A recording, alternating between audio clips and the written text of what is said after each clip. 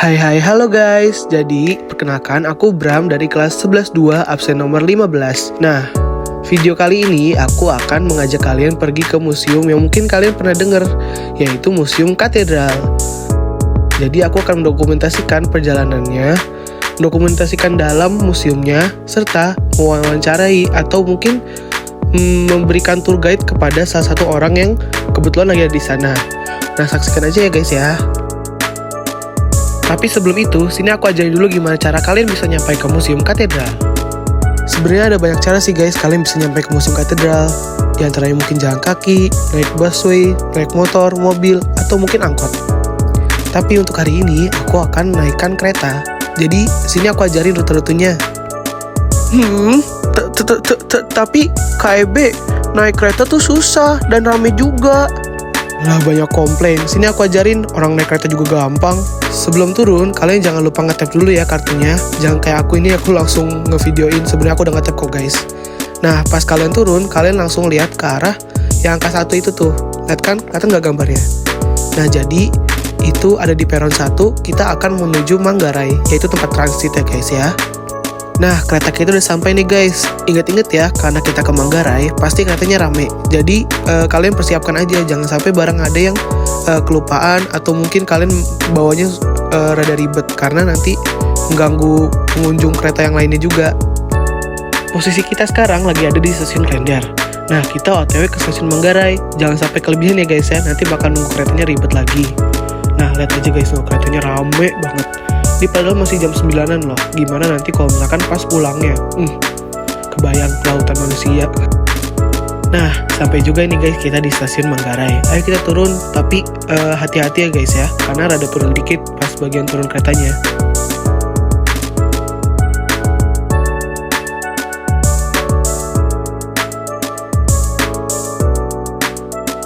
Nih buktinya kalau misalkan kalian belum percaya aku udah sampai Manggarai. Nah, sekarang posisi kita lagi menuju ke eskalator. Sebenarnya kalian sabar aja ya guys ya, karena ini pasti rame eskalatornya dan numpuk banget. Jadi kalian sabar aja.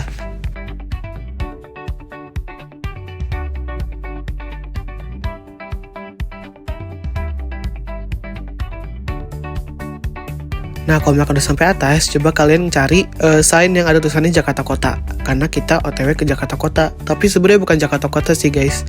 Kita turunnya nanti di Juanda. Kalau makan Jakarta Kota, nanti kalian ke kota tua dong guys, salah museum. Hei. Nah, di sini langsung naik aja ya guys ya, ke arah Jakarta Kota. Nah, kalau misalkan udah di atas, kalian bisa duduk-duduk sambil nunggu kereta kalian. Kebetulan, ini keretanya kita udah sampai nih guys. Jadi kita langsung naik aja yuk.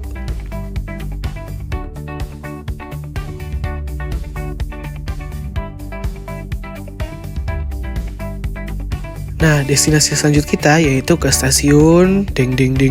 Coba di zoom dulu guys. Kameramen, tolong. Nah, ke stasiun Juanda.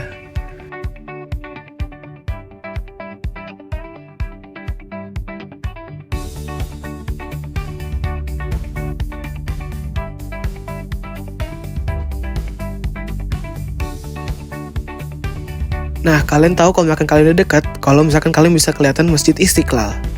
Masya Allah bagus banget ya guys ya, gede banget masjidnya.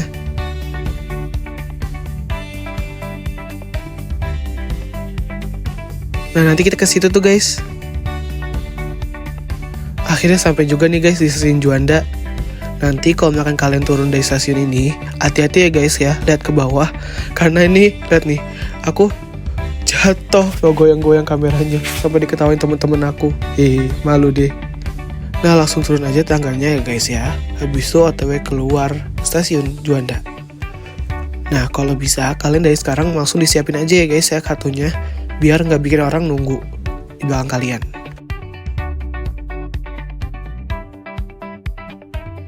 Maaf ya guys ya, ini gara-gara lagi mager aja kita naiknya eskalator.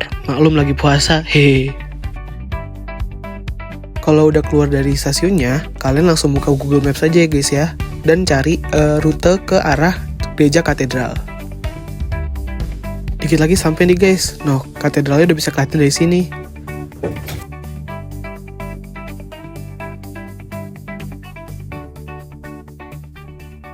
Wow, keren banget ya guys ya katedralnya.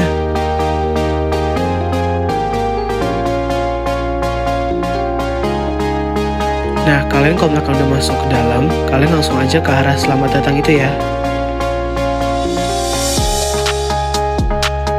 Jalan dikit, nah sampai deh di Museum Katedral. Nah, kita udah sampai nih guys di Museum Katedral.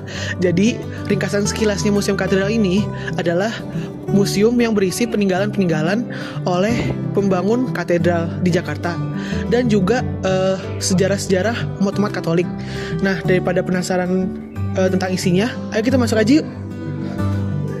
Nah, sekarang kita udah di dalam nih guys. Coba kita cari orang yuk buat kita tour guide-in.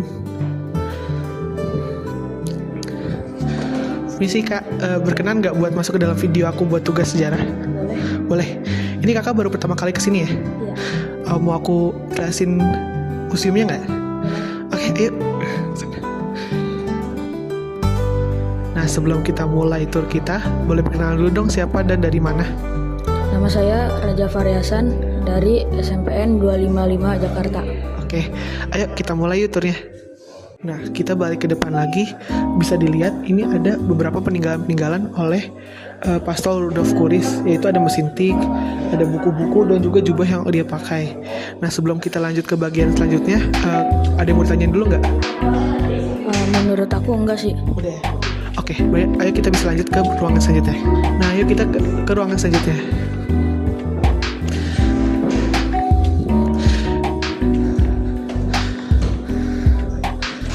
Nah, bisa dilihat di sebelah kiri kamu ini tuh ada koper-koper peninggalan orang Belanda. Nah, lihat nih, ini lumayan gede, pasti isi juga gede-gede juga kan. Karena kan emang orang-orang Belanda pada dasarnya tinggi-tinggi juga. Nah, selanjutnya ke tembok bagian sini. Ini tuh sejarah ada pada tahun 1856, 7 biarawati dari Belanda datang ke Indonesia untuk membangun sebuah sekolah gitu untuk putri-putri. Nah, sayangnya hanya 4 hari setelah datang ke Indonesia, salah satu suster dari 7 suster yang datang itu meninggal, bernama Suster Emanuela. Nah, ini tuh peninggalan kursi rodanya. Tuh. Ayo kita ke ruangan selanjutnya. Tapi sebelum itu ada yang mau ditanyain dulu nggak? Oh, ini berarti kursi roda yang peninggalan Emanuela. Ya, dia berarti ini kursi roda yang dulu dia suka pakai. Nah, keren ya, maksudnya bisa dari tahun udah seabad lebih berarti ya, masih bisa bertahan kursi rodanya sampai sekarang. Nah, yuk kita lanjut ke ruang selanjutnya aja. Nah, yuk kita lanjut ke bagian sini aja. Nah, ini kan batu-bata ya aja ya. Menurut kamu ini dipakai buat apa? Dibuat untuk membangun gereja katedral. Nah, betul. Tapi bisa dilihat kan ya, ini batu-batanya beda banget sama batu-bata zaman sekarang. Karena dulu tuh mereka pakai gede-gede banget. Sedangkan kan batu-bata sekarang yang bisa dipakai buat rumah-rumah atau hal-hal lain tuh biasanya ukurannya ya paling setengahnya dari ini ya. Nah, ayo kita lanjut yuk ke bagian lanjutnya. Nah, aja kita ke bagian sini. Nah, coba aku minta kamu tebak aja, kalau apa salah. Tapi menurut kamu ini apa?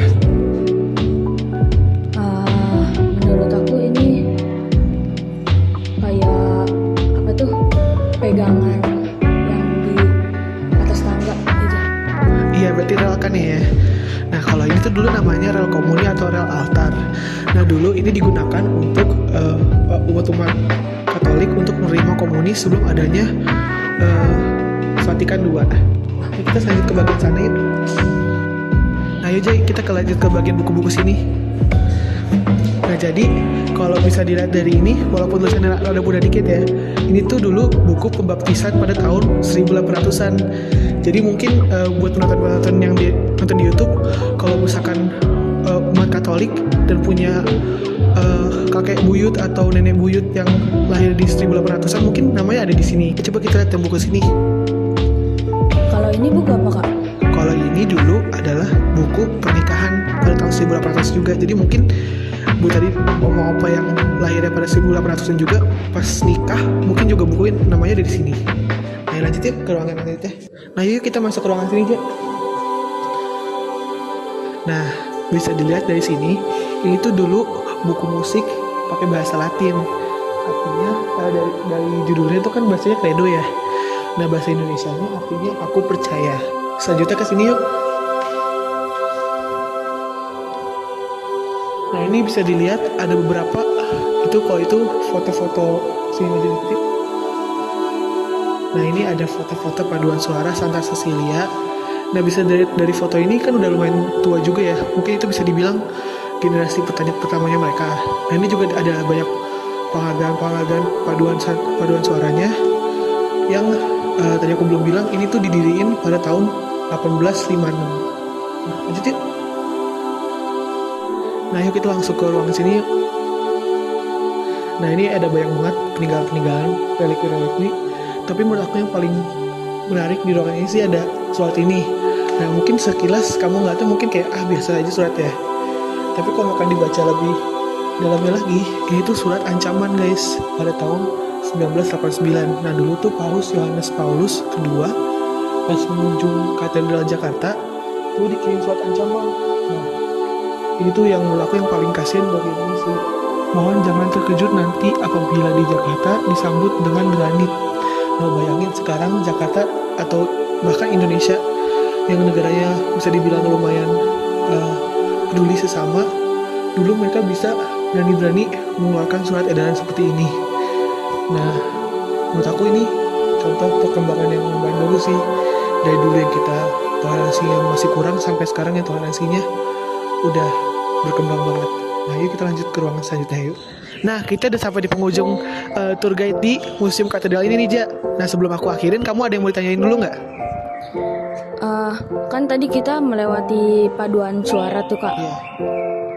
Aku mau nanya, siapa itu kak Santa Cecilia? Nah kebetulan juga aku tadi udah sempat ngebuka URL penjelasannya. Nah aku bacain ya ke kamu.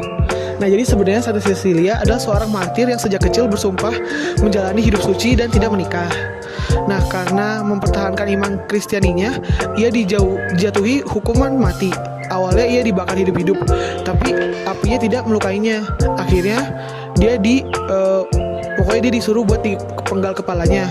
Nah pedang ditebaskan 3 kali, namun Santa Cecilia tidak langsung meninggal. Dalam kondisi sekarat ia mengangkat 3 jari sebagai simbol iman kepada Allah Tritunggal Maha Kudus. Nah gitu aja. Berarti udah kan terjawab pertanyaannya? Oke, berarti kita tutup aja di sini. Terima kasih aja buat datang mengunjungi Museum Katedral. Sekian, terima kasih. Dadah dulu dong kamera. Dadah. Dah.